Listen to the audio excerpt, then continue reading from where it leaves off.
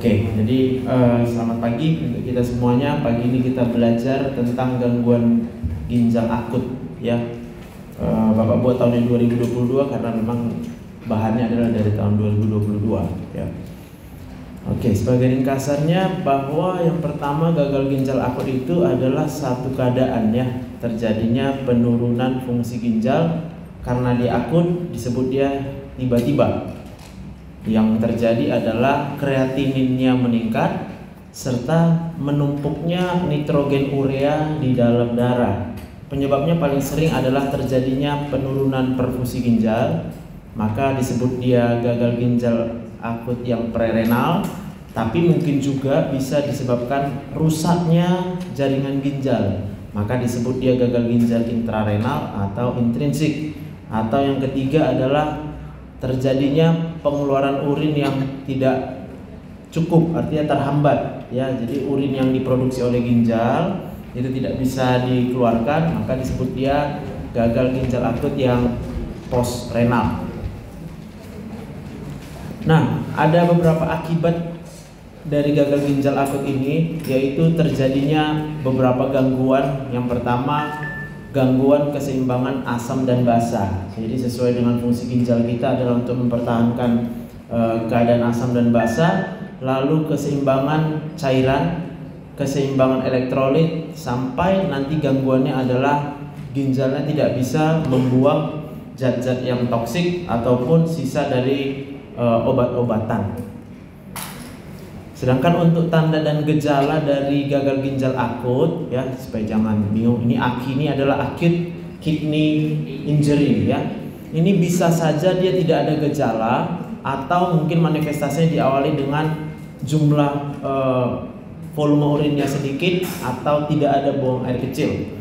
Ke dalam keadaan yang berat, maka muncul tanda-tanda yang disebut dengan uremia. Jadi kadar ureum di dalam darahnya meningkat melebihi ambang batas normal sehingga itu bersifat toksik. Bisa juga pasiennya bilang, wah aku banyak nih buang air kecilnya, bukan karena fungsi ginjal membaik, tapi terjadinya gangguan proses reabsorpsi cairan pada tubulus ginjal ya. Jadi jangan kita terkecoh. Poliuria juga bisa menjadi tanda gangguan ginjal akut oleh karena gangguan reabsorpsi pada tubularnya. Bagaimana cara mendiagnosa? Yaitu berdasarkan peningkatan konsentrasi serum kreatinin dan atau berdasarkan terjadinya penurunan output urin ya. Jadi untuk mendiagnosanya nggak susah. Yang susah nanti adalah menentukan penyebab kenapa terjadi AKI-nya.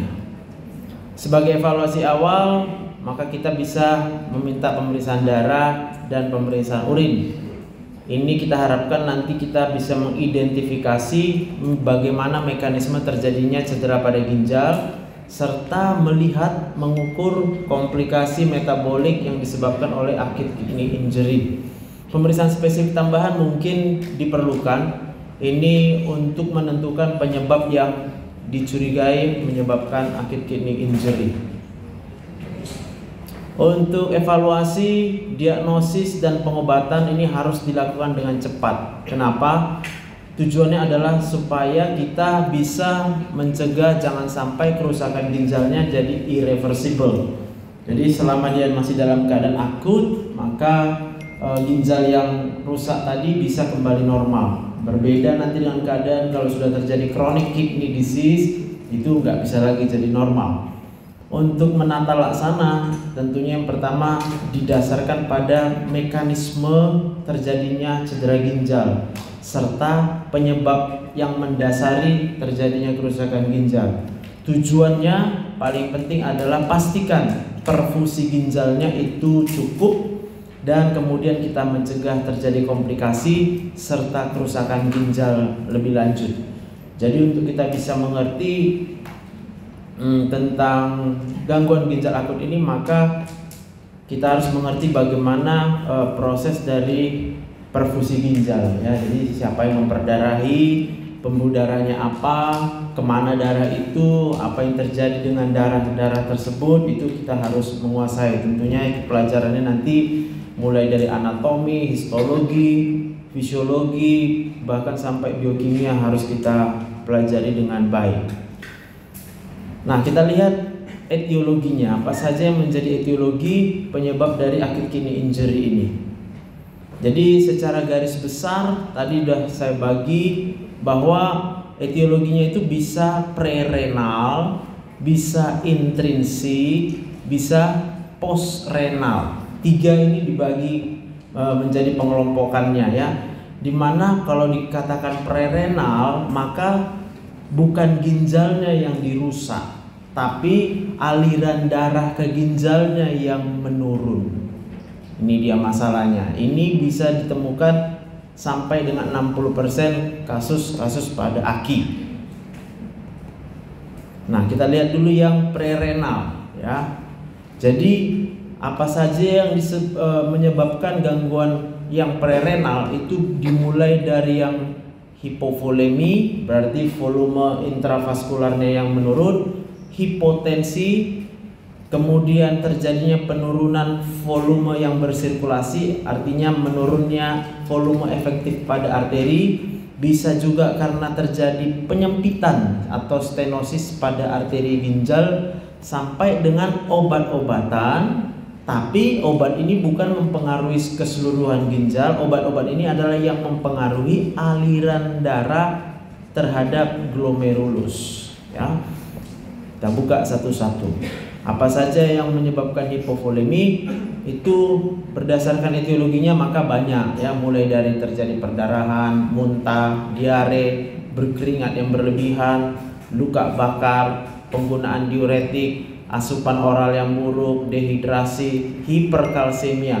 Ini bisa juga menyebabkan penurunan perfusi. Kenapa? Hiperkalsemia itu dikatakan di sini akan menekan aquaporin 2. Ini satu reseptor yang ada pada ductus collectifus yang kemudian menghambat reabsorpsi natrium dan klorida pada loop of Henle, sehingga ginjalnya nggak bisa melakukan reabsorpsi, sehingga kemampuan pemekatan urin ginjalnya menurun, terjadilah poliuria. Karena kebanyakan dia buangan kecil, akibatnya dia mengalami hipovolemia. Hipovolemianya ini kemudian akan menyebabkan penurunan perfusi ginjal. Untuk hipotensi sendiri kita lihat contohnya adalah bisa karena sepsis ya. Sepsis itu berarti terjadinya infeksi bakteri menyeluruh ya. Jadi di dalam darah bakterinya, dan itu menyebabkan aktivasi sistem inflamasi. Jadi di seluruh tubuhnya terjadi peradangan. Jadi kalau terjadi peradangan inflamasi, prinsipnya yang harus tahu adalah terjadinya peningkatan permeabilitas dinding kapiler. Akibatnya cairan itu berpindah dari intravaskular masuk ke interstisial.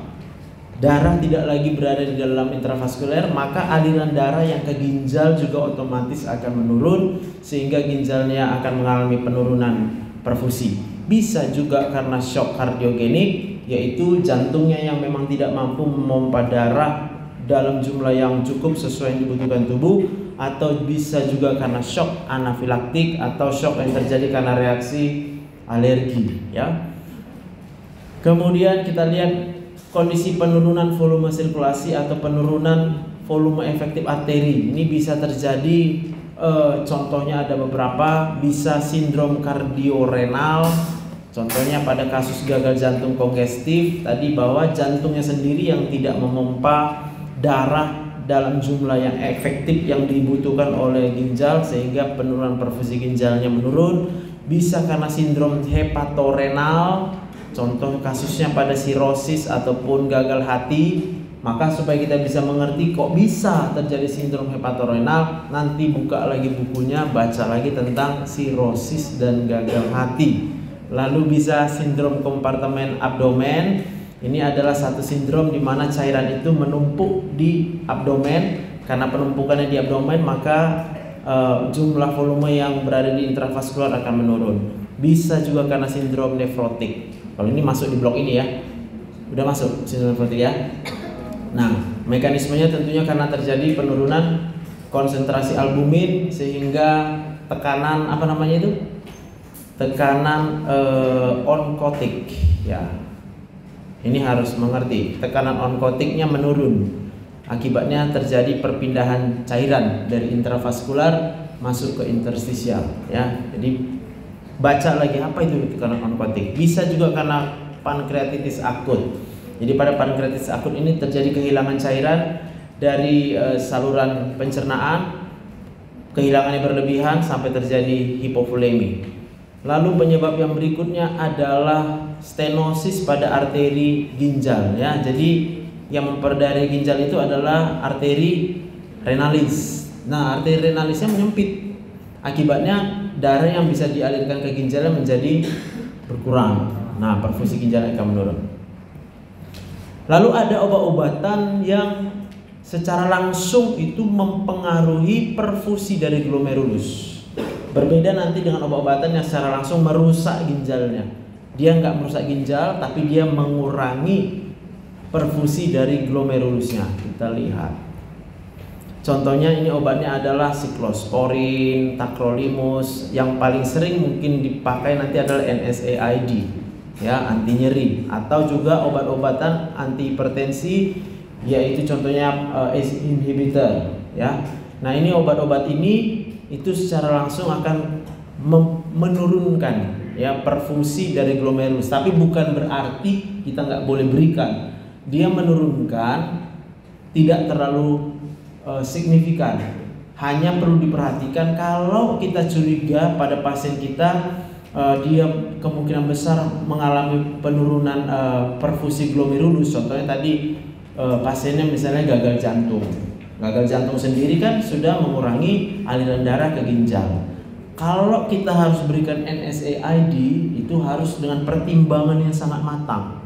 Kita harus edukasi pasiennya, mana lebih penting Pak? Rasa nyerinya menghilang tapi ginjal Bapak jadi rusak, atau Bapak terima aja dulu nyeri yang mungkin gak terlalu nyeri tadi, saya akan menahan obatnya, tidak saya berikan supaya ginjal Bapak bisa selamat.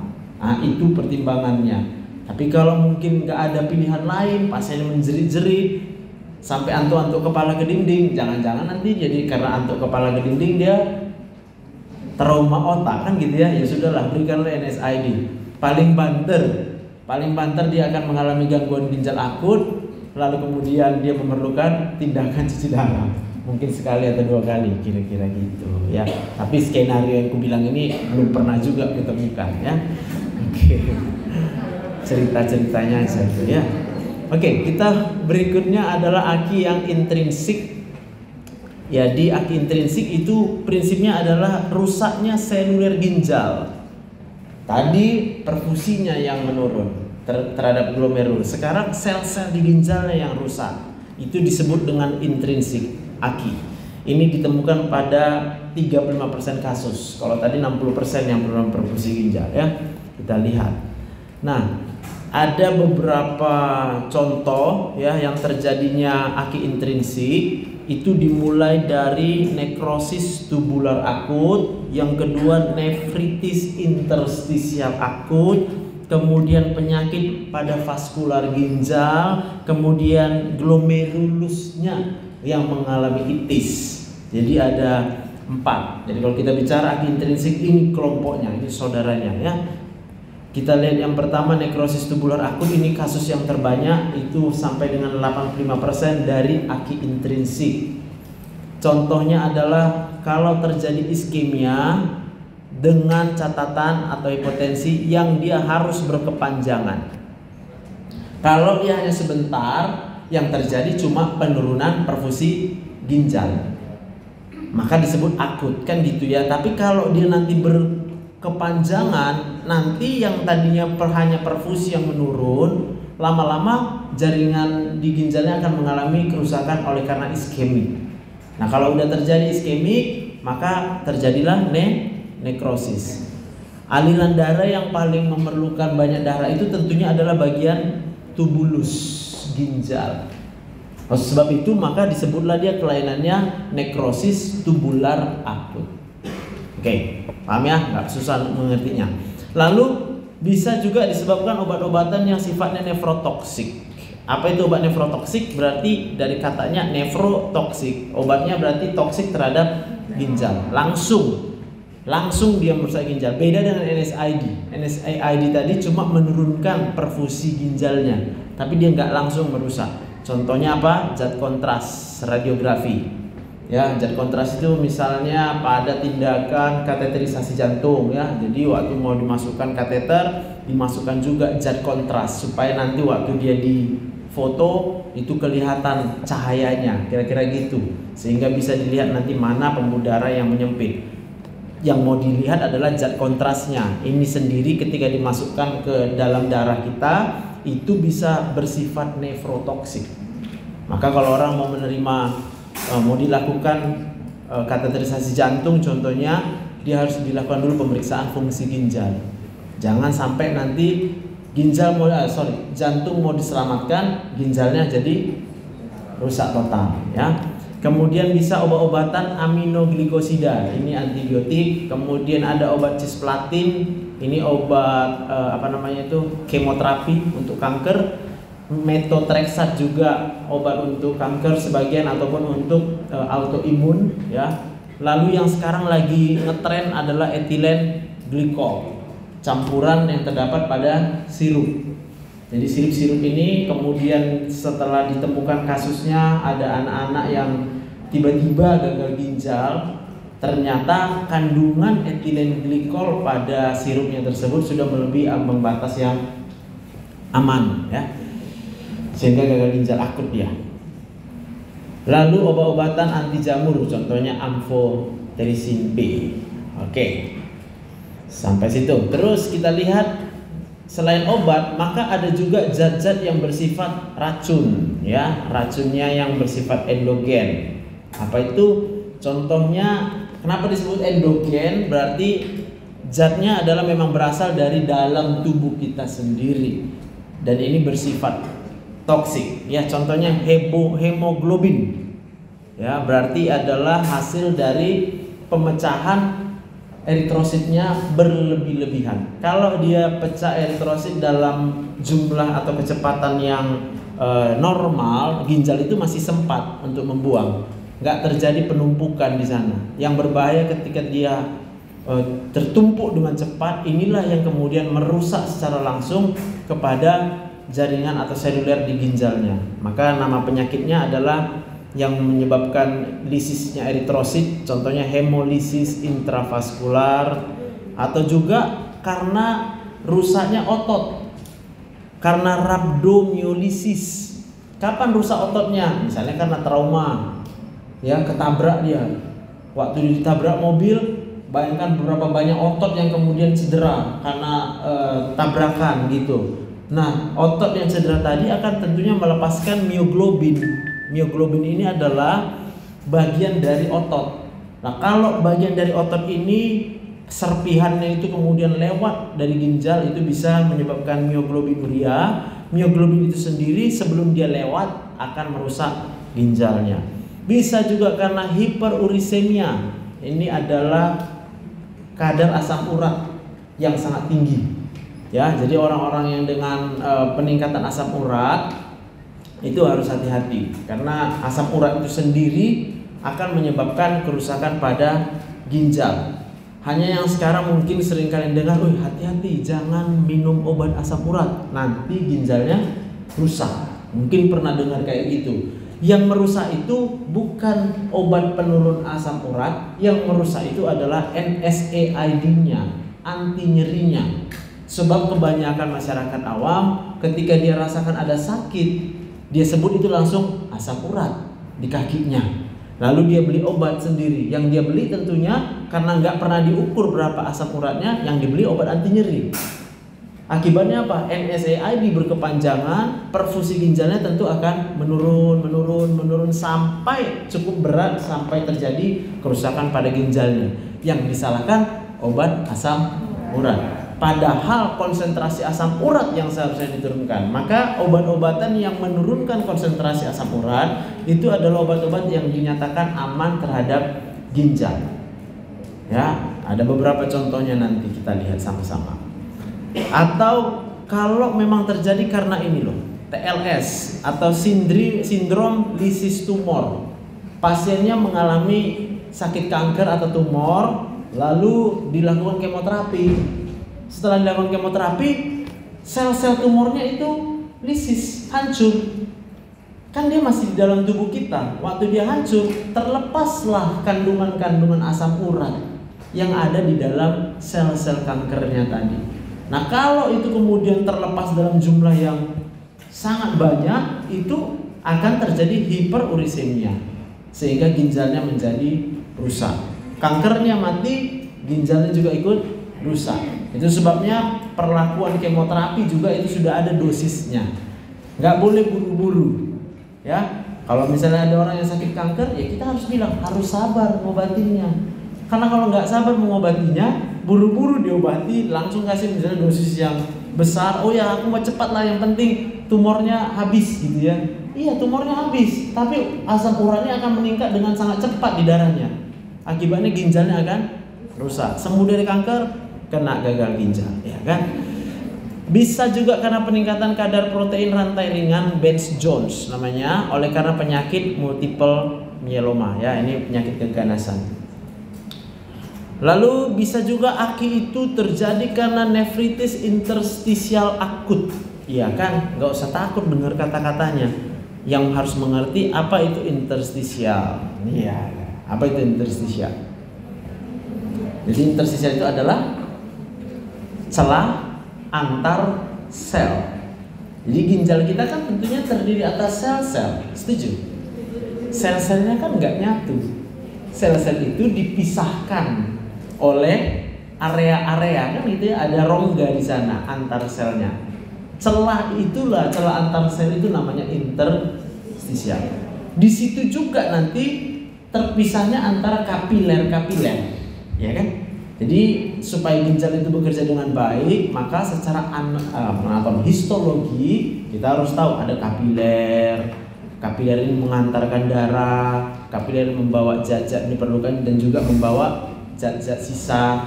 Kapiler itu kemudian masuk menyeberangi atau bukan menyeberangi di antara sel-sel, sehingga sel-sel itu semua bisa mendapat perdarahan yang cukup.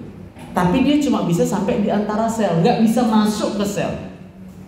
Maka kapiler itu berada di celah interstisial. Nah, yang rusak itu adalah interstisialnya. Itulah disebut dia nefritis interstisial akut. Coba kita lihat ya. Bisa disebabkan yang pertama oleh karena obat-obatan, bisa karena infeksi, bisa karena ini aku salah klik ini ya, sorry.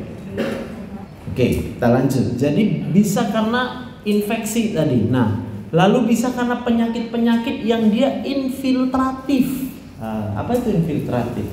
Dari kata dasarnya infiltrasi, menembus. Berarti ada penyakit-penyakit yang dia memang menembus ke jaringan ginjal kita, ditembusnya ya. Bisa juga karena yang namanya udah itu aja. Nanti kita bagi dulu yang nefritis interstisial akutnya. Maka kita lihat yang pertama karena obat. Contohnya apa? Di sini baru masuk obat-obat yang lain-lain tadi. Ada antibiotik, ya, ada fenitoin, ada interferon, ada ini loh, PPI inhibitor. Ini orang-orang yang sering sakit asam lambung. Dok, kasih obat asam lambung dok, sakit kali asam lambungnya. Baru nyeri sedikit aja ulu hatinya, minum obat, hati-hati. Itu PPI itu sifatnya bisa menyebabkan nefritis interstisial yang akut. Bisa juga NSAID tadi. Jadi NSAID selain dia menurunkan perfusi ginjal, ternyata juga dia bisa membuat nefritis interstisial. Itu sebabnya kita tidak pernah merekomendasikan pemberian NSAID dalam jangka panjang. Kita harus mengajarkan pasien kita untuk sedikit demi sedikit belajar, menerima rasa sakit. Ya harus terima rasa sakit. Terus obat-obatan siklosporin ya. Tapi kalau dokternya juga nggak bisa nerima rasa sakit, ya susah juga ya kan. Dokternya juga takut sakit ya. Makanya jadi dokter, kita belajar banyak penyakit. Tujuannya bukan jadi supaya kita takut penyakit, malah supaya kita bisa mengerti apa yang harus kita lakukan ketika muncul rasa sakit ya. Itu obat-obatan. Lalu infeksi yang menyebabkan nefritis interstisial akut mulai dari bakteri, jamur sampai dengan virus. Bakterinya bisa Legionella, Streptococcus, jamurnya bisa karena Candida, jamur histoplasma, virusnya bisa karena virus hepatitis C. Nah, bayangin dong. Hepatitis dia sebenarnya yang diserang utamanya adalah hati, tapi dia juga ikut menyerang ginjal, menyebabkan nefritis interstisial akut atau sitomegalovirus sampai dengan HIV ya. Itu semua bisa menyebabkan nefritis interstisial yang akut. Lalu penyebab yang ketiga dari nefritis interstisial akut adalah penyakit-penyakit infiltratif. Coba kita lihat. Contohnya sarkoidosis atau amyloidosis. Tentunya ini adalah penyakit yang jarang. Intinya adalah penyakitnya langsung bersarang di ginjal kita gitu. Jadi maka disebut dia infiltratif ya. Kemudian setelah kita lihat nefritis interstisial akut, juga kita akan menemukan penyakit-penyakit pada pembuluh darah. Jadi yang terkena sakitnya adalah pembuluh darahnya. Kalau tadi yang terkena itu sudah kita lihat sel di ginjal, interstisial di ginjal, aliran darah di ginjal. Nah, yang berikutnya adalah pembuluh darahnya juga bisa rusak karena penyakit ya. Kita lihat penyakitnya. Bisa disebut dia sindrom uremik hemolitik, bisa purpura trombositopenik trombotik, bisa karena hipertensi emergensi. Jadi tekanan darah yang tinggi dalam jangka waktu yang lama, lalu kemudian itu bisa meningkat sangat signifikan di ginjal kita, itu akan merusak pembuluh darahnya. Oke, pembuluh darahnya itu kalau kita logikakan ya, bayangkan ini adalah pembuluh darah kita, oke? Maka darah itu kemudian akan menekan dinding kan? Benar nggak? Darahnya akan menekan dinding, tekanannya ini akan menyebabkan kerusakan pada endotel ini. Endotelnya rusak, maka akan terjadi sklerosis, pengerasan. Akibatnya mengeraslah dinding-dinding kapiler di ginjal. Kalau udah mengeras dinding kapiler di ginjal, tentunya tidak akan bisa terjadi pertukaran zat keluar dan masuk. Maka semua zat-zat tidak bisa dikeluarkan dari ginjal. Maka orangnya akan mengalami toksik, ya, keracunan dia, mengumpul semua di sana.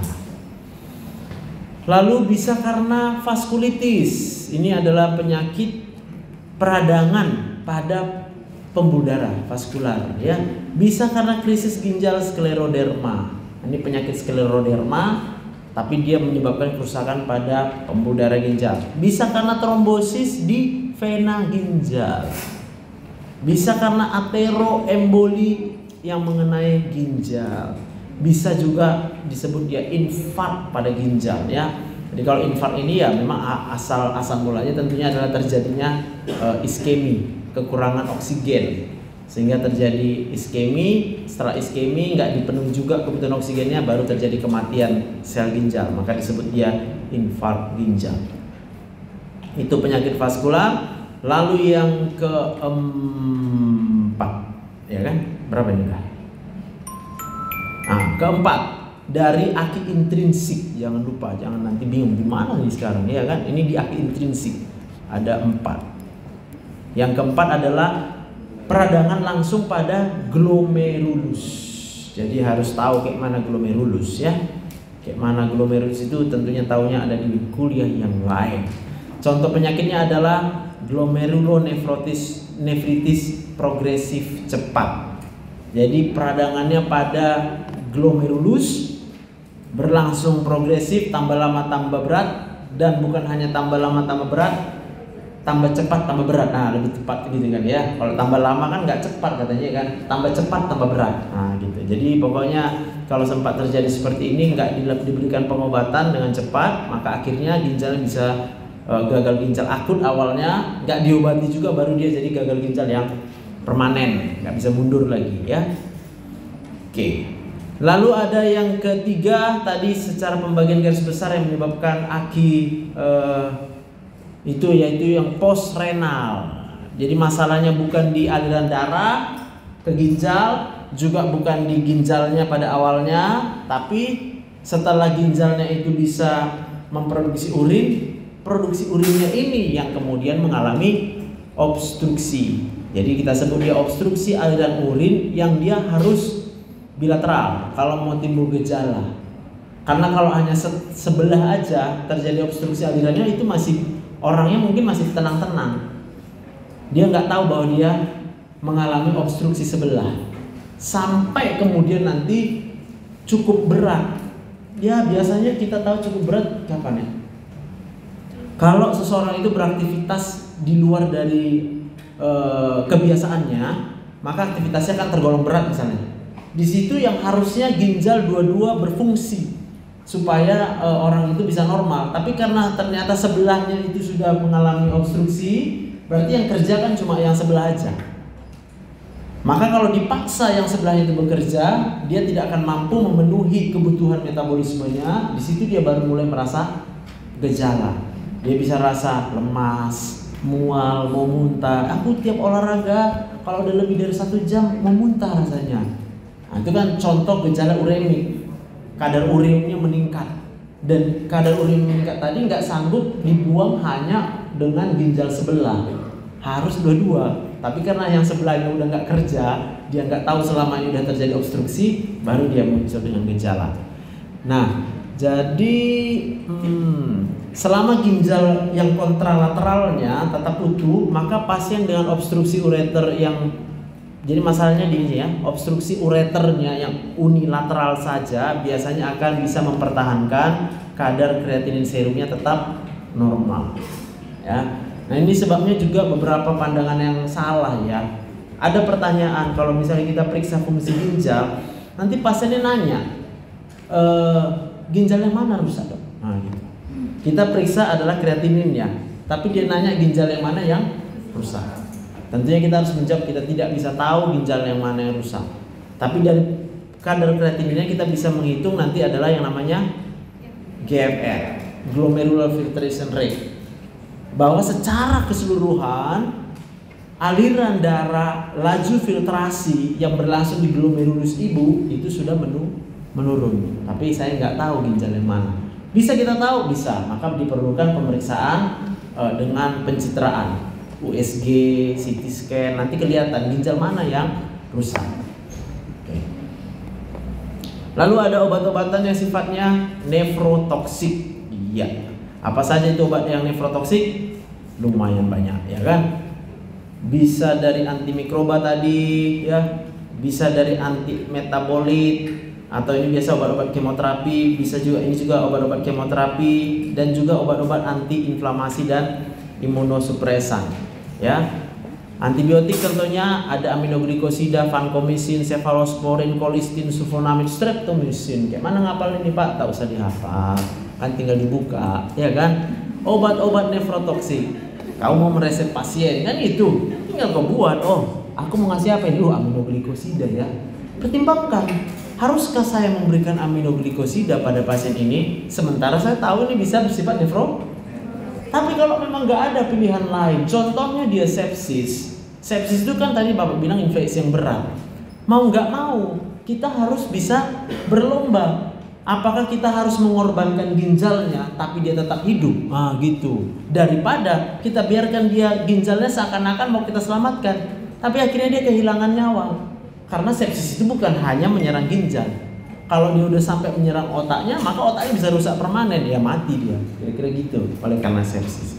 Jadi pertimbangannya ini adalah terutama kita harus pertimbangkan kalau memang harus diberikan adalah masalah hidup dan mati, ya. Antiviral contohnya acyclovir, ya. Ini acyclovir nanti memang kalau kita baca dia secara detail baru kelihatan berapa sih dosis yang memang bisa sampai menyebabkan kerusakan ginjal, ya. Dan obat-obatan yang lain ini. Tapi yang sering itu ini tadi yang di kuning-kuning ini yang sering ya, NSAID harus hati-hati pemberiannya, ya.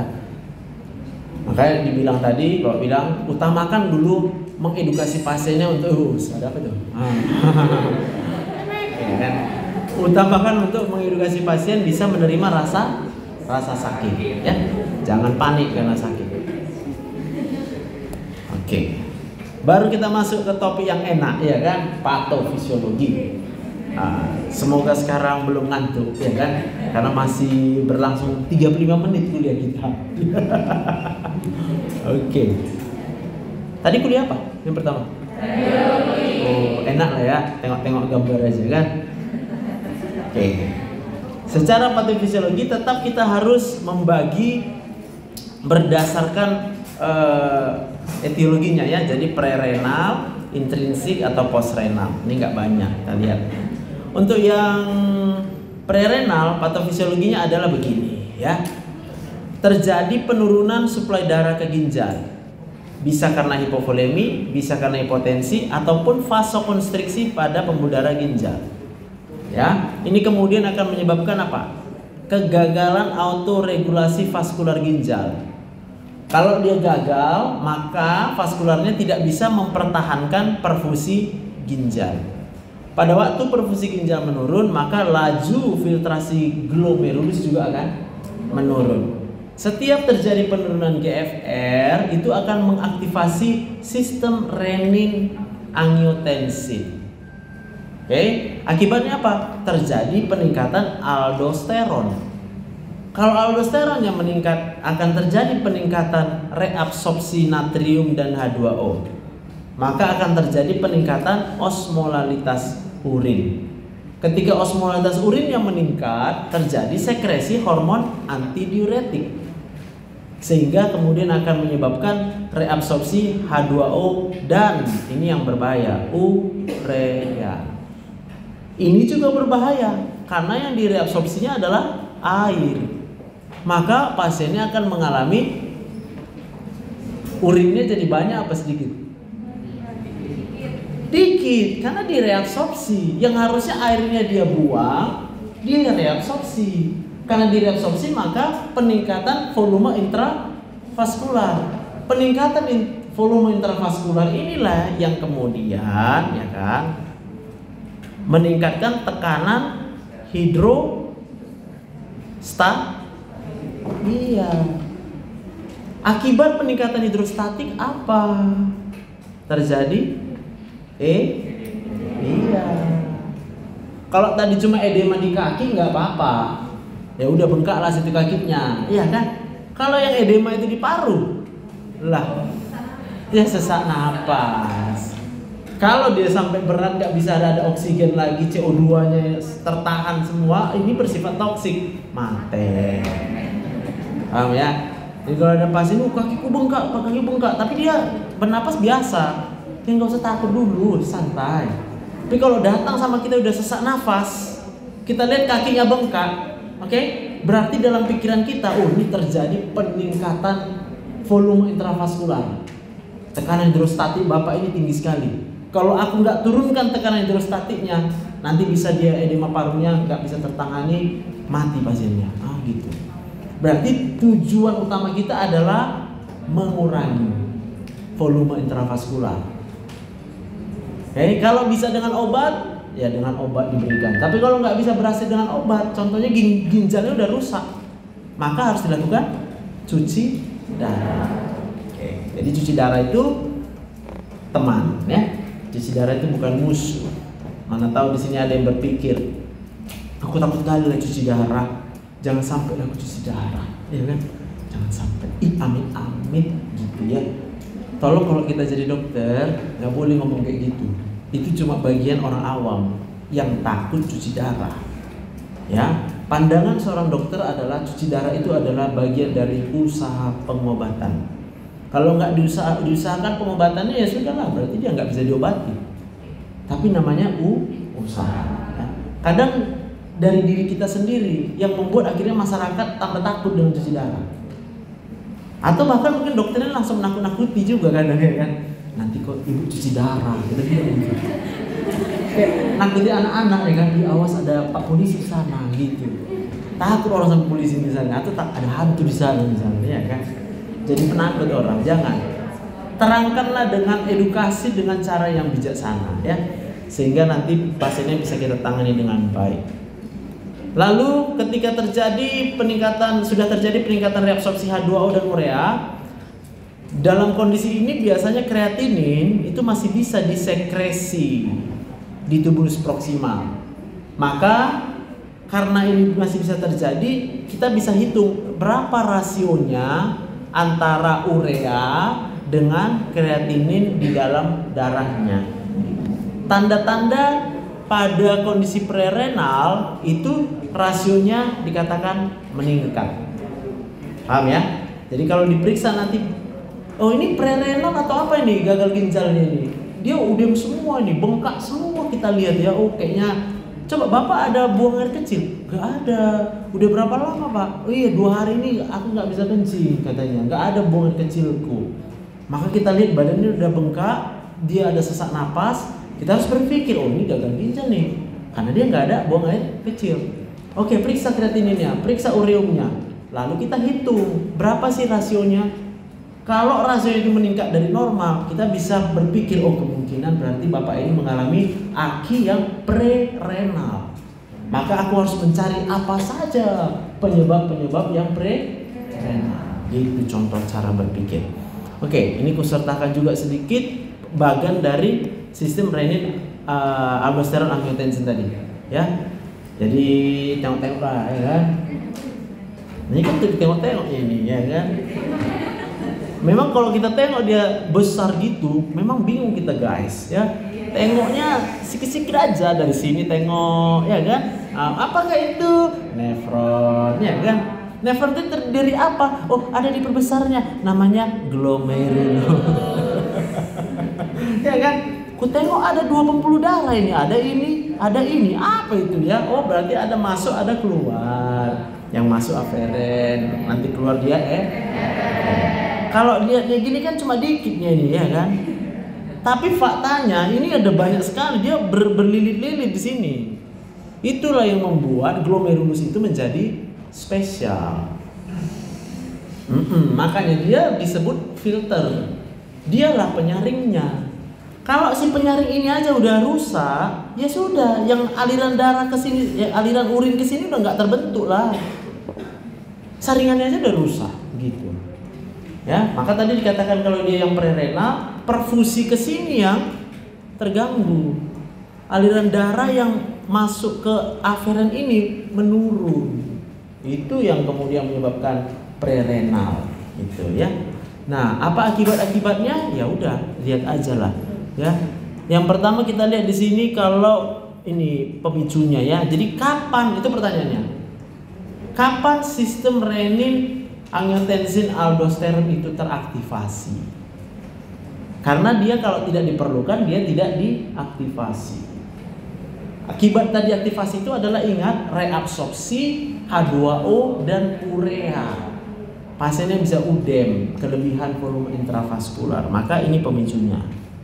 Penurunan NaCl, itu kemudian urin yang hipotonik, bisa juga karena penurunan blood pressure, tekanan darahnya turun, atau karena penurunan filtrasinya nanti ya. Ini akibatnya nih.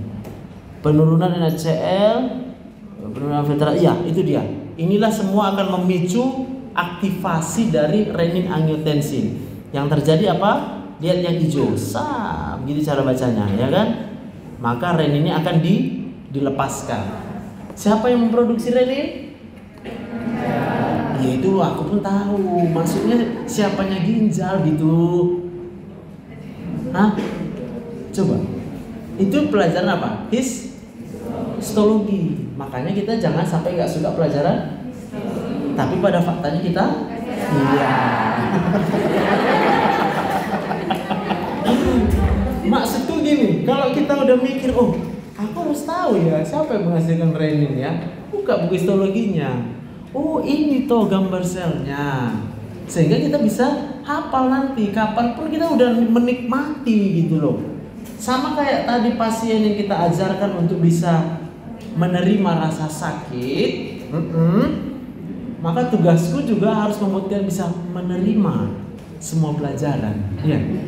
Jangan ada yang nggak disukai. Kalau kita nggak suka, inilah mulai terjadi proses patofisiologi, terjadi aktivasi renin-angiotensin system. Nanti bisa membuka badannya, kira-kira gitu ya. Sampai nanti ujungnya ini semua, ya udah terjadi peningkatan reabsorpsi H2O dan urea. Oke, nanti bacalah. Oke, lalu kita masuk ke yang intrinsik. Ini banyak kali nih guys. Sebenarnya kalau yang di bawah-bawah ini ya nanti kalau udah paham yang di atasnya, baca sendiri pun masih oke lah ya. Kalau mau biar lebih seru lagi, kalian buat kayak gini, videoin sendiri.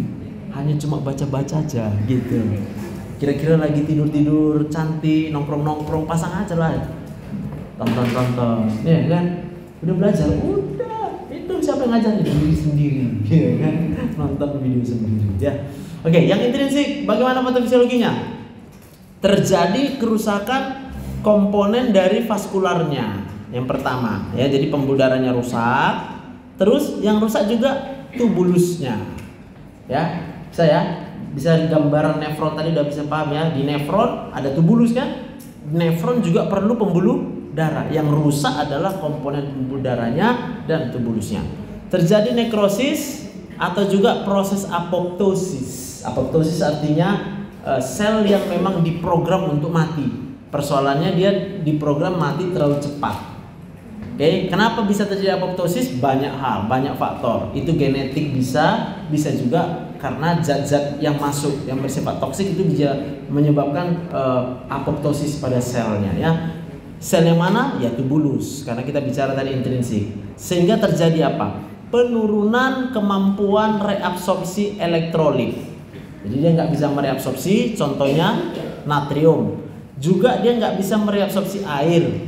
Juga dia nggak bisa mereabsorpsi urea. Tergantung nanti di mana lokasinya di sepanjang sistem tubulus. Ada berapa banyak sistem pembagian tubulus? 3 ya. Proksimal, distal, kolektivus ya. Untuk yang distal itu termasuk yang loop of Henle termasuk di mana? Proksimal ya. Jadi proksimal belok dulu dia ke bawah itu namanya loop of Henle, baru masuk ke yang distal sampai nanti yang kolektivus.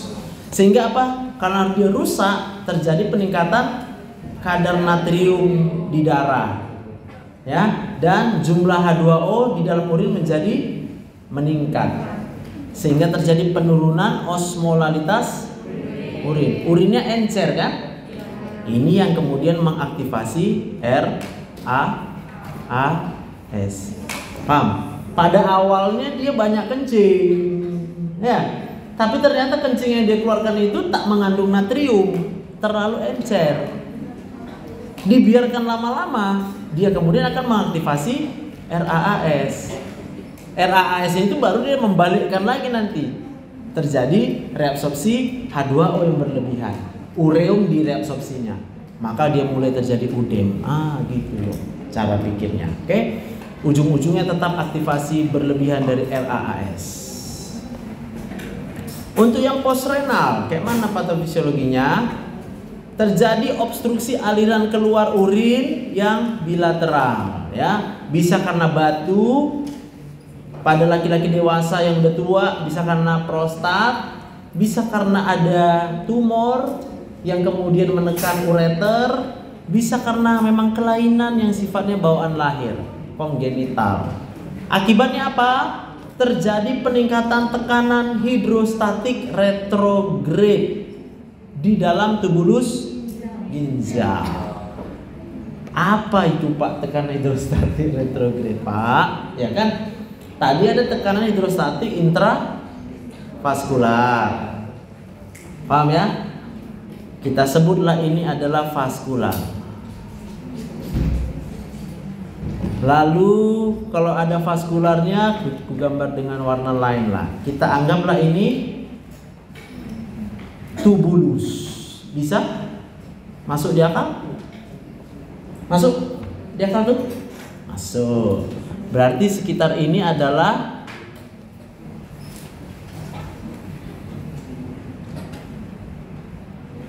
interstisia. Cocok? Maka ini bisa aja ada sel-sel, ya kan? Setuju ya? Yang namanya terjadi obstruksi aliran keluar berarti yang mengalami masalah itu adalah tekanan di sini. Ini menekan, rupanya sumbat. Ya, maka cairan di tubuh akan menekan ke arah interstisial. Maka akan menumpuk cairan di interstisial. Itulah namanya peningkatan tekanan hidrostatik retrograd tadi. Kalau ini meningkat tekanan, meningkat di interstisial, apa yang terjadi? Ini nggak bisa. Ini. Jadi dilawan kan? Retrograd intravaskularnya itu menjadi ditandingi.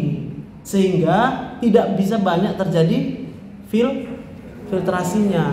Perpindahan cairannya menjadi terganggu. Akibatnya menumpuklah cairan di vaskularnya. Kira-kira gitu guys ya. Nah, sehingga terjadi dampaknya adalah penurunan laju filtrasi glomerulus serta terjadi kompresi tadi atau penekanan pada pembuluh darah ginjal. Akibatnya terjadilah penumpukan asam, kelebihan cairan, peningkatan blood urea nitrogen, penumpukan natrium, penumpukan kalium karena nggak bisa difilter tadi gambarnya ya. GFR normal itu bisa dikatakan dipertahankan selama masih ada satu ginjal yang berfungsi normal. Itu sebabnya kalau dia hanya sebelah terjadi obstruksi, itu biasanya belum muncul gejala sampai ginjal yang sebelahnya itu benar-benar rusak dan kemudian pasiennya melakukan aktivitas yang mungkin berlebihan, dia baru merasakan ada gejala di sana ya. Kita lihat ada 4 fase dari acute kidney injury ya, 4 fase. Apa yang difasekan? Iya kan? Fasenya itu adalah fase awal, berarti memulai kerusakan ginjal, bisa beberapa jam sampai dengan beberapa hari. Ada fase oliguria, pasiennya mulai sedikit kencingnya atau tak ada kencingnya. Bisa diikuti dengan fase poliuria, tiba-tiba banyak kencingnya, bolak-balik dia kencing. Itu bisa 2 minggu perjalanannya. Sampai kalau memang dia datang ke dokter yang tepat, dokternya menangani dengan baik, baru dia bisa masuk kepada fase pemulihan. Berapa lama pulihnya dok? Sabarlah bu, bisa berbulan sampai dengan berapa tahun. Berarti dia bisa saja datang sama kita sekali sebulan, tetap komplainnya masih lemas, masih sering mual. Artinya gambaran-gambaran gejala uremik, uremianya masih agak-agak tinggi gitu ya. Kenapa? Karena memang dia masih masuk fase pemulihan. Maka tujuan dokter di sana adalah menenangkan pasiennya. Kalau pasiennya tetap panik hanya karena mual dia panik, bayangin aja ya, mual. Tapi mual ini bisa dibesar-besarkan dengan begitu luar biasa sama pasiennya. Mual kali aku dok, mual kali. Terus kita tanya, ibu benci mualnya? Ibu benci kali katanya kan. Nah, nanti kalian pelajari efek dari rasa benci. Efek rasa benci kau makin mau pernah benci seorang kan? Saking bencinya kau mau muntah kau bilang kan? Nah, kira-kira gitu lah.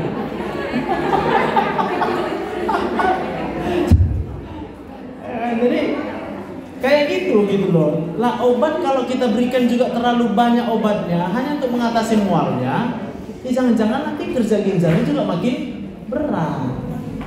Tapi kadang dokter nggak mau peduli di sana. Ya sudahlah, capek kali aku mendengar keluh kesah pasienku ini. Ya udah bu, aku kasih obat. Kan ibu maunya obat kan? Ya pasti iya kata pasiennya. Padahal harusnya dokter itu kemudian mendidik, mengedukasi pasien untuk bisa lebih menerima apapun keadaannya. Kan ini kita nggak bisa ganggu gugat loh. Sudah ditemukan bahwa fase pemulihan itu harus perlu waktu. Jadi kalau dia nggak berdamai dengan apa yang dia alami, ya udah dia panik. Kalau dia panik, ya makin muncul gejalanya. Karena seseorang yang tanpa gagal ginjal pun ketika dia benci, dia muntah. Paham ya? Bukan karena sakit gin.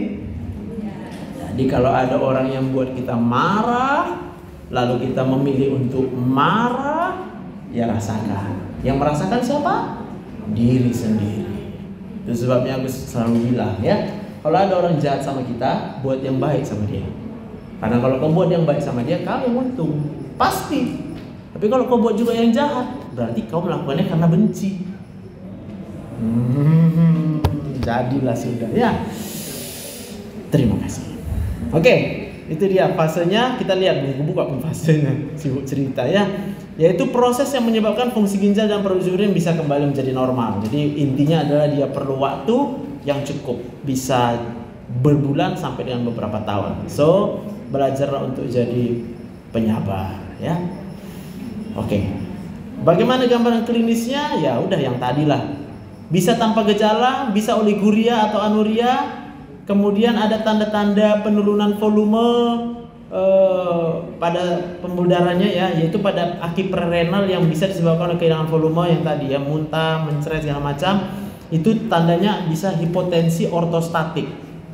Ini maksudnya gini, kalau dia duduk, dia baring, dia nggak rasa apa-apa. Tapi ketika dia berdiri begini, ya, maka dia mulai rasa oyong, goyang. Kenapa? Karena aliran darah yang ke otaknya itu berkurang. Jantungnya nggak bisa memompa cukup. Karena waktu terjadi perubahan posisi, maka otomatis di situ apa? Gravitasnya kan meningkat kan? Kalau gravitasi meningkat, darahnya akan turun ke bawah. Kalau darahnya turun ke bawah, kurang dipompa ke otaknya, maka otaknya akan mengalami iskemia sebentar.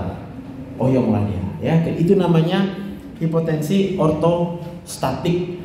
Kemudian gejala dan terjadi takikardia, ya.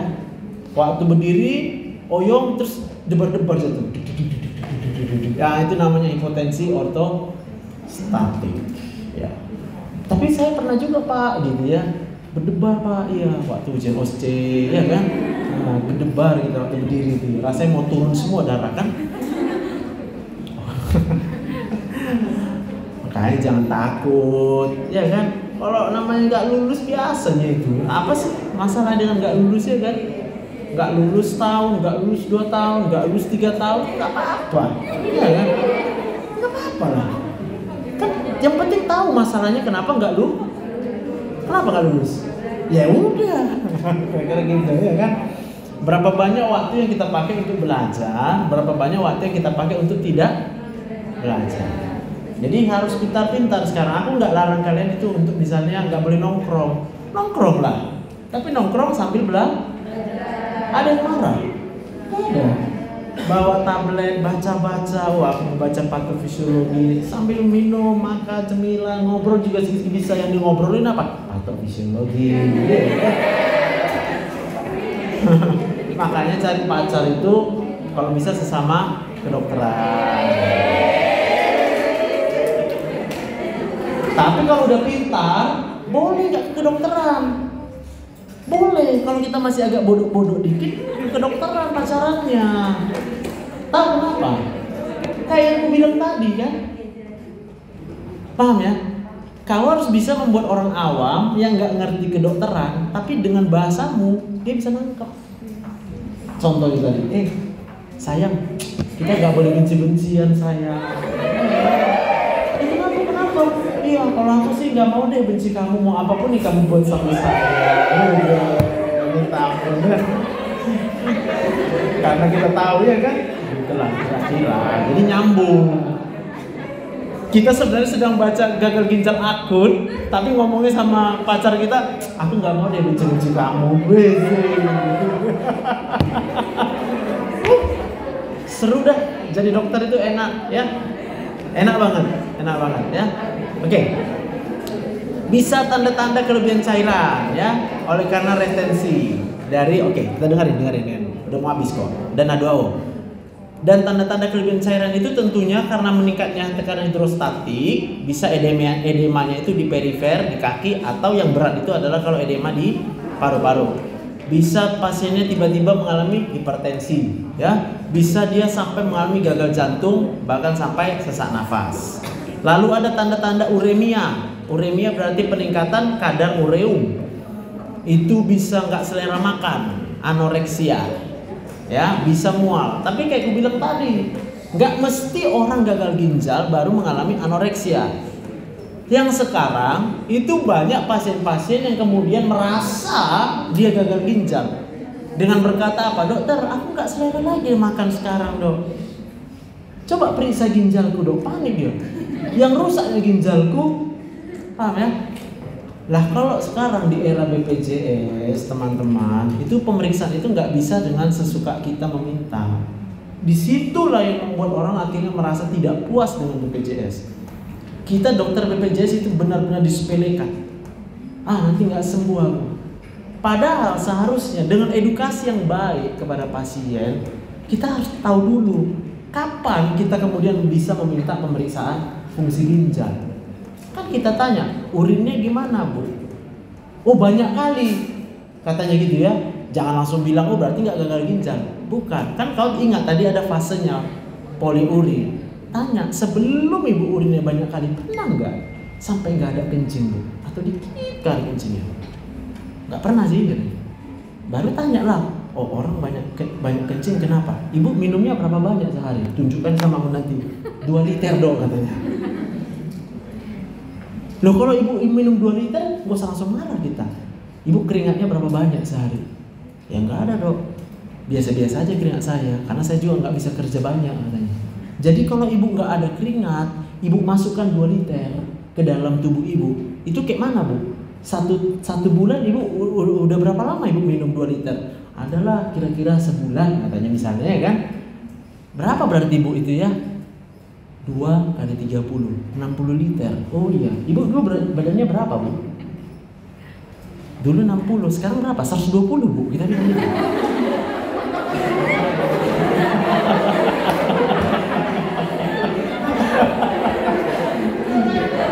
Ya. Nah, yang sekarang banyak orang berpikir harus banyak minum. Itu benar-benar salah sekali. Ya, sampai itu bisa laku tuh tentengan 2 liter ini. Bangga dia membawanya. Ya kalau pasien bapak mungkin sekali jumpa dia bisa bangga itu bawa 2 liter. Besok-besok takut dia bawanya. Karena kemarahin. Ngapain ibu bawa 2 liter? Ibu yang aktivitasnya apa rupanya? Tapi saya capek, ya. Jangan sampai kita terkecoh dengan kata capek lalu harus minum banyak. Kalau nanti harus karena capek saja, capek ini lebih banyak sekarang capek mana? Fisik. Iya, pikiran.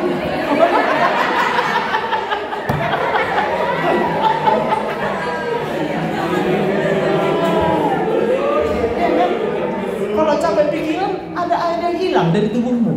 Nggak ada. Tapi kalau capek fisik baru keringat, itu pun bisa diukur. Basah nggak bajunya?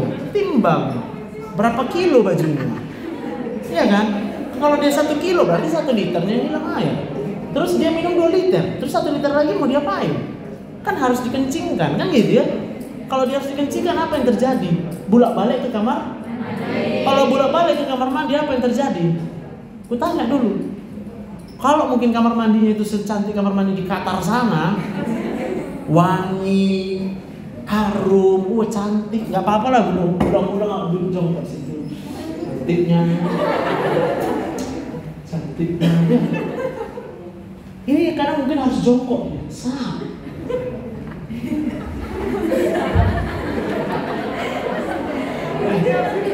Ini yang sakit perutnya. Pasiennya datang sama kita bilang apa? Dok, perut saya sakit terus udah dibawa, dok. Nggak tahu kenapa katanya. Kenapa orang bolak-balik jongkok? Nah, jadi walaupun BPJS itu tidak menginginkan kita, tidak mengizinkan kita untuk melakukan semua pemeriksaan secara lengkap, pengetahuan kalian sebagai dokter itu sangat dibutuhkan sehingga bisa mengedukasi pasien. Baru orang menyadari, wah mantap, aku sembuh bro masalah dokter itu. Padahal bukan kita sembuhkan, cuma kita larang dia jangan minum terlalu. Belum lagi kalau cerita minum malam hari. Kalau minum malam hari bolak-balik bangun, ya itu kan kadar steroid di dalam tubuhnya menjadi nggak seimbang. Malam itu harus tidur. Kalau kita nggak tidur di antara jam 10 sampai dengan jam 5 pagi, itu detoksifikasi tidak bisa berlangsung. Itu namanya ritme sirkadian. Disitulah semua racun-racun yang terbentuk waktu terang hari itu kemudian di metabolisme. Livernya bekerja, ginjalnya pun bekerja menyaring pelan-pelan. Bayangkan kalau kita terbangun, kalau matanya terbuka, set, itu proses detoksifikasinya berhenti, Pak. Karena yang terjadi adalah aktivitas. Kalau aktivitasnya berlangsung, maka racunnya jadi dibentuk. Paham ya? Makanya kalaupun kita suka nonton Piala Dunia, jangan semua pertandingan ditonton, Pak. Ya dipilih-pilih lah. Ini saking euforianya, ditonton semua. Nah, aku nggak bisa, Dok. Aku harus nonton semua. Nah, kalau ada pasienku kayak gitu, aku bilang, ya udah nggak apa-apa. Aku kasih nomor teleponku. Ini nomor WA aku ya. Nanti kalau Bapak ada apa-apa, WA aja aku. Langsung Bapak ke UGD Opname ya, aku bilang. Kenapa, Dok? Ya gitu. Bapak dibilangnya jangan nonton bola, Bapak bilang nonton bola penting. Kita bilang gitu. Ya kalau saya sih Bapak senang aja nonton bola, Pak. Nambah pasienku, Pak. Bilang. Sama kalau kita yang kuliah juga kayak gitu ya. Jangan bangga kali belajar tengah malam. Tidur ya. Oke, harus tidur. Mau nggak selesai pun yang kau pelajari, tidurkan. Kenapa kalau kau paksa itu kau pelajari? Karena berpikir belum kupelajari. Sia-sia. Untuk apa kau ingat sebentar? Itu kalau ingat sebentar.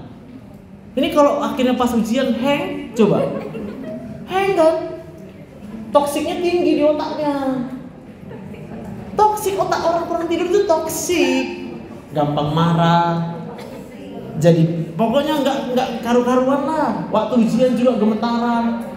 Penguji kalau lihat kalian udah gemetaran, udah tahu nih kita, ya udahlah kalah aja lah. Memang udah gemetaran nih dia, gitu loh. Tapi kalau kau datang dengan segar, ya kan? Selamat pagi dokter. Nengok sini aja orang mama.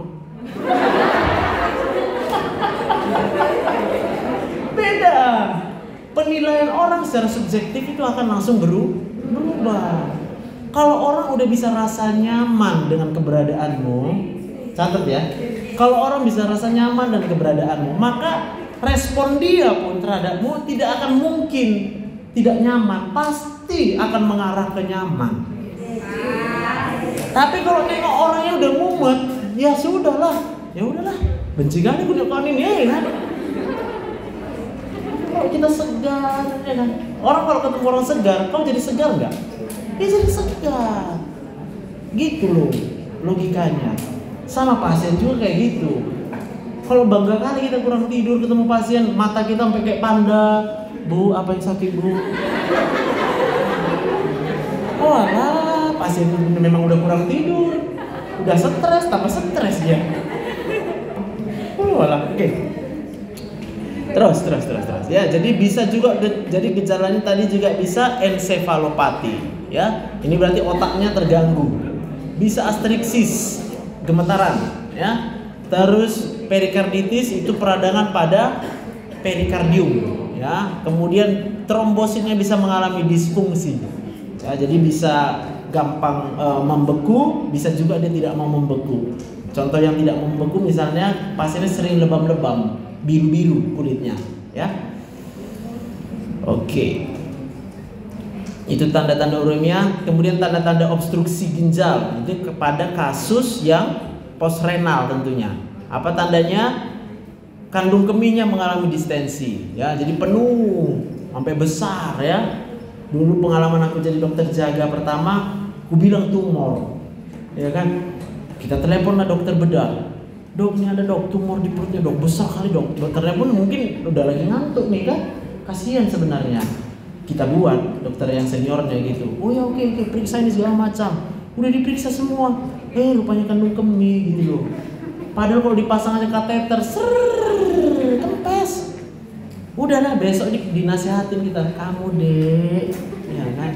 Masa sih kamu nggak bisa bedakan itu full blast, kandung kemihnya yang penuh dengan tumor? Kita pun memang iya dok, dulu aku malas belajar. Bilang aja kan. Aduh, mohon arahan lah dok, maaf ya dok. Kan kita ganggu dia tengah malam, jam 2 pagi, jam 3 pagi. Dok, ini ada pasien dengan begini dok, kesakitan kali dia dok, segala macam. Awak bangun baru bangun, oke kesakitan, oke, kasih obat, oke periksa itu. Udah siap diperiksa rupanya cuma nggak bisa kencing ya kan. Jangan sampai dah ya. Jadi hari ini bisa tahu, bisa kandung kemih itu distensi sampai ke sini loh. Itu yang buat aku dulu pikir gak mungkin ini nggak sesuatu yang bahaya, sampai pusar ya gitu, menonjol begini.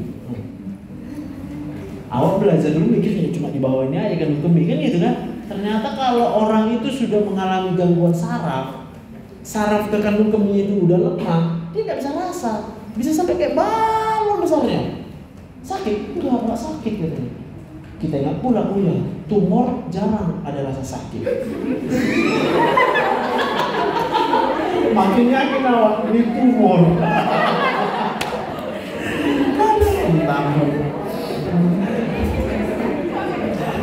Oke. Bisa proses miksi yang nggak tuntas ya, bisa nyeri di atas kandung kemih atau panggulnya. Itu tanda-tanda obstruksi. Oke. Bisa kelelahan, bingung, kelesuan. Ya, ini tadi yang Bapak bilang. Orang kalau dia kurang tidur malam, detoksifikasinya menurun. Maka gejalanya lelah, bingung, lesu, ya. Dalam kasus yang parah bisa kejang sampai koma, ya. Individu yang terkena memiliki risiko infeksi sekunder yang lebih tinggi di semua fase. Jadi artinya orang dengan kondisi uremik yang meningkat itu dia gampang kena infeksi. Itu sebabnya kalau dia nggak diobati, nanti dia bisa menyebabkan kematian. Oke, kita lanjut dengan subtipe dan varian dari AKI. Apa aja subtipenya? Tadi ada nekrosis tubular akut, ada nekrosis korteks renal, ada nefropati akibat kontras. Tak usah kepala stres sekali melihat ini ya kan. Tengok aja satu-satu dari kata-katanya. Ini tubulusnya yang kena ya kan. Ini korteksnya yang kena. Ini memang seluruh ginjalnya kena karena kontras. Kira-kira gitulah ya. Kalau dia akut tubular nekrosis ya 85% itu AKI intrinsik itu karena ATN atau nekrosis tubular akut. Lokasinya ini dia ya. Jadi yang terjadi nekrosis itu pada tubulus yang proksimal dan segmen lurus pada tubulus distal. Jadi bukan bagian yang loop ya. Bukan bagian yang loop, bukan belokannya gini ya, tapi bagian yang melurus menaik ini. Ascendant yang tebal itu sangat rentan terhadap kerusakan oleh karena iskemia. Segmen tubulus proksimal yang berbelit-belit itu sangat rentan terhadap kerusakan akibat racun. Jadi kalau ini karena iskemi, kalau yang proksimal karena racun. Ini itu gambarnya ya, tubulus ginjalnya. Mana tahu kita perlu lihat sebentar gambarnya ya. Jadi ini bagian distal, ini bagian proksimalnya ya kan. Terus aliran ini glomerulus yang nomor 1 ya, jadi glomerulus. Iya. Oke. Ikuti aja lah arahnya. 1 berarti yang hijau-hijau ya kan. 1 ke sini, masuk dia ke proksimal. Dari proksimal dia turun ya kan, descending ya kan. Harus kubah. Turun melengkung, loop of Fender. Di sini nggak ada yang rusak. Ya kan? Tapi mulai dia di sini, mulai banyak yang bisa rusak. Gitu. Oke, sampai nanti dia terbentuk urin di sini. Kira-kira gitu perjalanannya. Oke. Ini masih yang akut tubular nekrosis ya. Kenapa dia bisa rusak? Tadi dikatakan kalau bagian yang proksimal tadi ya, itu cenderung cedera iskemik ya, cedera akibat penurunan aliran darah ginjal. Oke. Ini banyak cabangnya sih memang. Hipotensi berat, terutama dalam kondisi shock, bisa karena tromboemboli ya. Hipotensi itu bisa karena hipovolemik, sepsis, kardiogenik, karena gagal jantung ataupun neurogenik. Tromboemboli, mikroangiopati trombotik, bisa juga karena emboli kolesterol. Bisa karena zat toksik tadi pada bagian yang distal ya. Yang distal itu contohnya adalah nefropati akibat kontras tadi, obat-obatan tadi yang udah ditunjukkan tabelnya ya. Karena pigmen itu yang tadi hemoglobin dan myoglobin. Nama sindromnya ini sindrom crash. Kalau diterjemahkan dia di Google sindrom jatuh cinta katanya, crush on you gitu. Astaga, terpaksa kata aslinya aja. Crush itu maksudnya tabrakan ya, jadi orang kalau baru tabrakan atau jatuh dari lantai 2 itu ototnya banyak rusak. Kerusakan otot itu akan melepaskan mioglobin itu kemudian bersifat toksik ya pada tubulus. Kemudian ada nefropati asam urat, dan penyebab lainnya bisa sepsis dan infeksi. Patofisiologinya kira-kira begini ya. Ini menarik lah. Jadi ketika sel-sel tubulusnya bisa yang di bagian proksimal itu mengalami nekrosis ya, itu nanti akan lepasnya kemana? Masuk ke lumen tubulus. Nanti kalau banyak kali yang lepas, dia akan membentuk puing-puing yang menyumbat tubulusnya. Kalau tubulusnya sumbat, maka tekanan intratubulusnya akan meningkat. Benar ya? Tadi kan sudah kita tunjukkan ya. Karena meningkat tekanan intratubulusnya, maka GFR-nya tentunya akan menurun. Sampai situ ada yang paham? Paham lah ya? Ingat aja gambar yang tadi nih. Oke? Ini kan berarti glomerulus kan? Ini pembuluh darahnya. Tadi yang masuk aferen, yang keluar eferen. Tubulus itu kan terhubung ke sini ya kan? Harusnya ku hapus. Gimana cara ngapusnya? Astaga, nggak bisa dihapus guys. Langsung total dia. Kalau gitu ulang gambarnya. Gini. Ini gambarnya sebenarnya. Sana. Iya kan? Ya, yang mau buang air kecil nggak apa-apa. Pergi aja langsung. Aman. Daripada kena ISK ya kan? Iya, kan gitu ya. Berarti kalau terjadi peningkatan cairan di sini atau ada sumbat, maka tekanan di sini akan meningkat.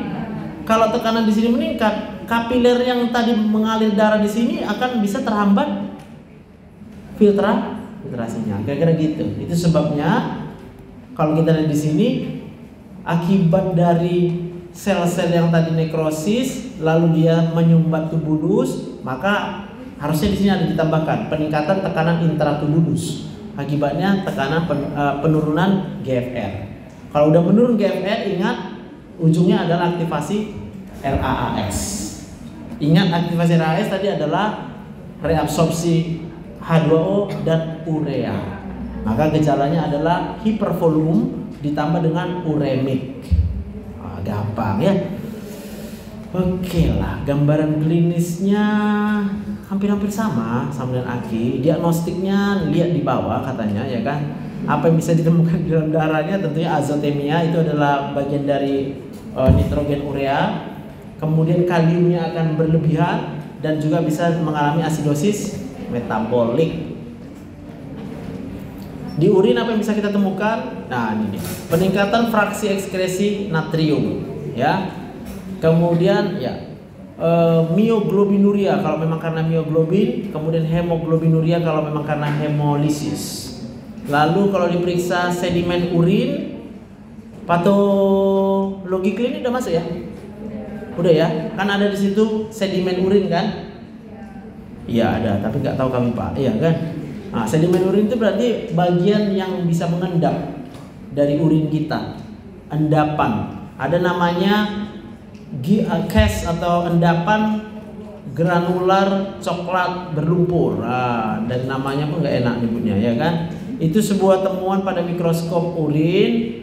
Jadi CAS granular itu adalah gabungan protein plasma dan sel epitel tubular yang mati.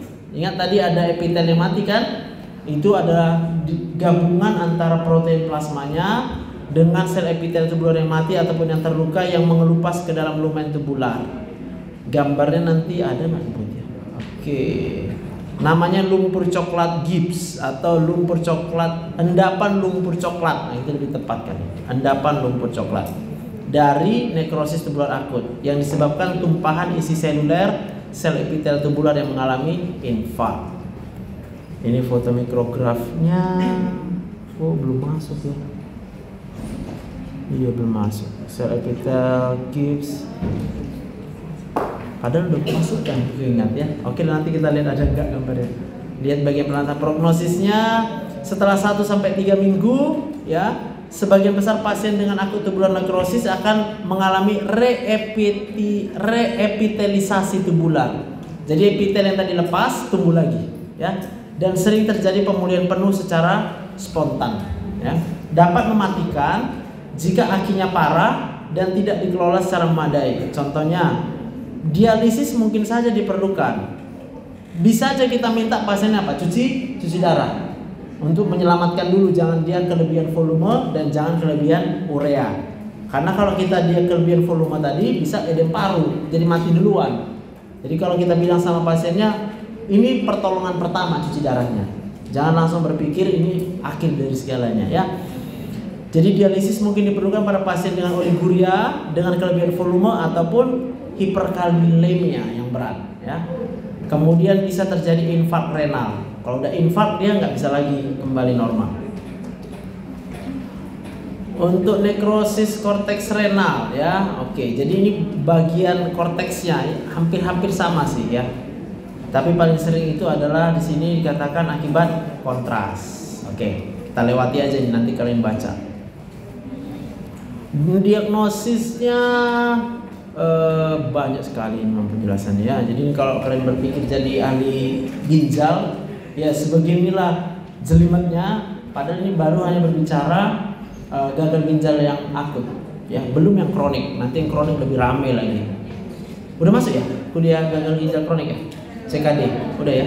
Mana lebih payah ini kayaknya, atau ini karena aku buat sangat detail? Nah gitu. Kalau yang lain gampang pak, bacanya aja. Pokoknya nggak tahu istilahnya lewati pak gitu ya kan. Jangan gitu dek. Nanti nggak bisa diingat. Oke. Diagnosis aki itu gimana cara menegakkannya? Berdasarkan peningkatan akut dari kadar kreatinin atau penurunan produksi urin sesuai dengan definisi aki. Kalau sebelumnya nggak pernah ada diperiksa kreatinin, maka tingkat kreatinin yang stabil dengan temuan seperti anemia kronik dan ginjal hiperekoik yang kecil pada USG lebih mungkin disebabkan CKD. Maksudnya gini, awal kita periksa kreatinnya meningkat, lalu setelah kita periksa juga bertahap, mungkin 3 hari atau 4 hari tetap segitu-segitu aja, bahkan sebulan lagi pun tetap segitu. Itu namanya tingkat kreatinin yang stabil. Lalu kita minta USG, ternyata waktu USG kita ukur ginjalnya mengalami hiperekoik dan juga ukurannya kecil. Ini adalah tanda-tanda kronisitas. Ginjal seseorang yang rusak secara kronik itu akan mengecil dan dia hiperekoik. Hiperekoik itu gini, kalau di USG lebih terang dari normal itu namanya hiperekoik. Maka lebih mungkin dia disebabkan oleh CKD daripada karena aki. Berarti kalau dia udah CKD, jangan kasih harapan sama pasiennya bisa sembuh normal. Tapi kalau dia aki, kita masih punya keyakinan ini bisa nih balik ke normal. Kira-kira gitu ya. Oke, mekanisme aki. Oke, ini yang penting. Jadi setiap kita ketemu aki, tugas kita adalah tentukan kira-kira kenapa dia aki. Bisa prerenal tadi, bisa intrinsik ataupun postrenal. Berdasarkan apa? Ya. Pemeriksaan lah tentunya ya. Kemudian kriterianya bagaimana? Ini dia peningkatan kreatinin serum. Kalau yang benarnya ya, kapan kita diagnosa aki? Kalau kita jumpai peningkatan kreatinin serum itu lebih dari 0,3 mg per desiliter dalam waktu 48 jam. Jadi hari ini kita periksa, 48 jam lagi kita periksa. Kalau meningkat dia lebih sama dengan 0,3, berarti dia sedang mengalami peningkatan kreatinin. Ada kemungkinan dia sedang mengalami gangguan ginjal akut. Atau peningkatan kreatinin serum itu sampai 1,5 lebih dari 1,5 kali lipat dibandingkan kadar awal dalam 7 hari. Jadi setelah seminggu kita cek. Nah ini yang aku bilang, kalau ketemu dengan kasus seperti ini ya agak-agak sulit ya, karena perawatan 7 hari di BPJS itu udah berat sekali itu. Ya, udah berat, itu udah banyak perdebatan nanti antara kita dan owner rumah sakit ya. Penurunan output urin atau bisa dengan penurunan output urin kurang dari 0,5 ml per kilogram berat badan per jam selama lebih sama dengan dari 6 jam. Jadi berdasarkan kreatinin dan berdasarkan output urin. Kira-kira kalau ujian itulah yang keluar, ya kan? Terus stadiumnya ada, kita lihat ada ditetapkan oleh KDIGO, ya, atau kepanjangan kidney disease improving global outcomes, itu digunakan secara luas dan berkorelasi dengan resiko kematian. Jadi dia mau menghitung resiko kematiannya, ya. Kemudian apakah perlu terapi pengganti ginjal atau cuci darah, dan juga untuk menentukan hasil outcome jangka panjangnya. Oke, ini dia tabelnya, ya. Ada AKI stage 1, AKI stage 2 dan stage 3. Inilah dia yang diperiksa apa? Kreatinin dan hitung urin output. Stage 1-nya ini, stage 2-nya ini, stage 3-nya ini. Jangan dihafal, bisa nanti kita stres menghafalnya, ya kan? Yang penting tahu di mana nyarinya. Oh, kalau ada AKI aku harus tentukan stadium berapa. Oke.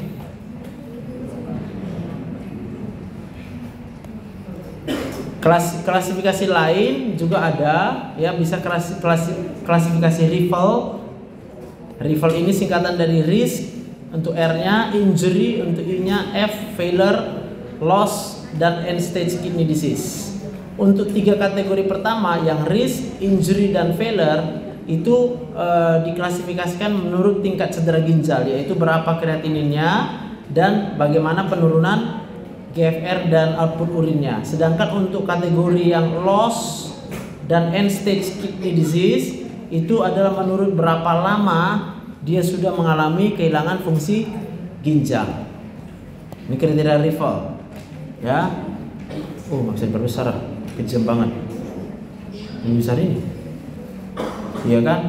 Oke, jadi kalau dia ini tadi yang loss, ini yang end stage, ini yang 3 pertama. Resiko terluka gagal, kira-kira bahasanya kayak gitu, ya. Jadi kalau dia yang loss itu sudah mengalami gangguan fungsi ginjal itu lebih dari 4 minggu. Sedangkan untuk yang end stage itu biasanya sudah masuk dia CKD. CKD berapa lama? 3 bulan, ya. Nah, jadi penurunan fungsi ginjal berturut-turut selama 3 bulan dia sudah masuk pada end stage renal disease, nggak bisa mundur lagi, ya. Oke. Ini menurut Akin hampir sama lah, ya, dengan Riffel. Valuasi, oke. Ini nanti kalau mau baca ini adalah penentuan penyebabnya di sini. Harus dibaca dengan jelimet di sini supaya kita bisa tahu kenapa ginjalnya bisa mengalami AKI. Ya, diagnosanya apa, penyakit dasarnya. Oke, itu penata laksanaan ada beberapa. Yang pasti kita harus tahu bagaimana pendekatannya, lalu terapi pengganti ginjal, dan juga ada perawatan suportif dan tindak lanjutnya bagaimana, ya. Memulai pengobatan untuk penyebab yang mendasari AKI itu berdasarkan mekanisme yang diduga, ya. Jadi kenapa dia terjadi itu kita harus tahu. Ya, ini tadi, ya, prerenal, postrenal, ataupun dia intrinsik. Pengobatannya berdasarkan ini. Kita tentukan dulu, ya. Untuk prerenal pastilah perbaiki faktor hemodinamik dan ganti volume yang berkurang sesuai kebutuhan. Untuk postrenal prinsipnya meringankan obstruksinya. Bisa dengan pasang selang. Jadi dipasang selang antara ginjalnya dihubungkan ke vesika urinarianya supaya tidak terjadi obstruksi tadi, ya. Tujuannya apa? Supaya tekanan di dalam ginjalnya itu bisa berkurang. Kalau kita punya waktu cukup, maka ginjal yang tadi mulai rusak bisa recovery, bisa pulih, ya. Lalu intrinsiknya, di jam 12, ya. Oke. Itu pertimbangan fluid challenge, ya. Kayak mana kita lakukan fluid challenge ini, ya? Caranya nanti berikan cairan ringer laktat. Ingat, ya, ringer laktat. Kenapa ringer laktat? Karena kalau dia yang normal salin katanya angka kematiannya lebih tinggi, ya. Kapan kita, gimana cara memberikannya? Ini, ya, untuk orang dewasa ini, untuk anak-anak ini. 100 sampai 200 cc dalam 5 sampai 10 menit. Jadi kita tambahin infusnya. Dalam 5 sampai 10 menit 200 cc atau 250 sampai 500 cc lebih dari 15 sampai 20 menit. Itu namanya fluid challenge. Kita mau pastikan dulu ini pasiennya hipovolemia atau enggak nih gitu. Mengalami kekurangan cairan atau enggak ya. Karena kita mau mencegah terjadinya kerusakan ginjal yang prerenal. Lalu tentukan responnya ya. Oke, udah bunyi dia belnya ya kan. Tanda-tanda respon cairan itu ini nanti ya. Oke, dibaca-baca lah itu ya. Oke. Aku coba kasih overview aja cepat nanti ya. Terus pertimbangkan indikasi dialisis akut kalau memang diperlukan. Konsultasi nefrologi, lalu berikan perawatan suportif, berikan edukasi sama pasiennya ya. Terus ini yang perlu, hindari pemberian bersama inhibitor RAAS dan NSAID pada pasien yang kita curigai mengalami penurunan perfusi ginjal. Ya, jadi contohnya pasien kita pasien gagal jantung atau pasien stenosis arteri ginjal, maka kita biasanya memang harus memberikan inhibitor RAAS. Tapi bisa juga pasiennya tiba-tiba mengalami nyeri pada lutut. Maka kita harus benar-benar kasih pertimbangan apakah pasien kita perlu NSAID atau enggak, karena bisa memperburuk fungsi ginjalnya. Oke, untuk cuci darah kira-kira ini dia modalitasnya ya, supaya paham aja. Ini cuci darah hemodialisis. Oke, darahnya dikeluarkan dari tubuh pasien masuk ke pompa, dipompa ke satu kayak tabung. Tabung ini terdiri dari dua bagian. Ini bagian darah pasien, sedangkan ini adalah bagian cairan yang mau dipertukarkan ke darahnya, mau mencuci gitu ya. Nanti darah ketika masuk di sini akan terjadi pertukaran zat toksiknya akan dikeluarkan. Oke, sedikit ada zat yang masuk, tapi lebih banyak zat yang dikeluarkan, dibuang. Nanti darah yang udah bersih dimasukkan lagi ke tubuh pasien. Oke, ini pompa untuk cairannya. Di sini cairannya akan dipompakan, begitu ya. Ini sisanya, dialisat namanya. Ini yang masih bersih. Jadi darah kotor masuk, darah bersih yang dihasilkan. Kenapa bersih? Karena ini ada namanya membran pemisah antara darah dan cairannya itu. Itu mesinnya. Bisa juga di perut kita sendiri. Jadi rongga peritoneum kita itu yang berfungsi sebagai saringannya. Oke, jadi darahnya itu bukan darahnya, cairannya ini itu dimasukkan ke dalam rongga peritoneum kita. Di sini kan ada banyak kapiler-kapiler nih, ya. Maka kapiler-kapiler inilah bertindak seperti membran cuci darah tadi, sehingga terjadi pertukaran zat di sini. Tidur pasiennya, besok pagi bangun ini udah penuh dengan kotoran-kotoran. Oke, saya jadi dihubungkan dia. Ini yang bersih, ini yang sisanya. Nanti keluar kotorannya, gitu. Oke. Kalau untuk pasien yang masih muda, biasanya kita anjurkan ini. Jadi dia cukup hanya membeli ini, alat ini, cairan ini yang dia beli. Biayanya pasti lebih murah ya.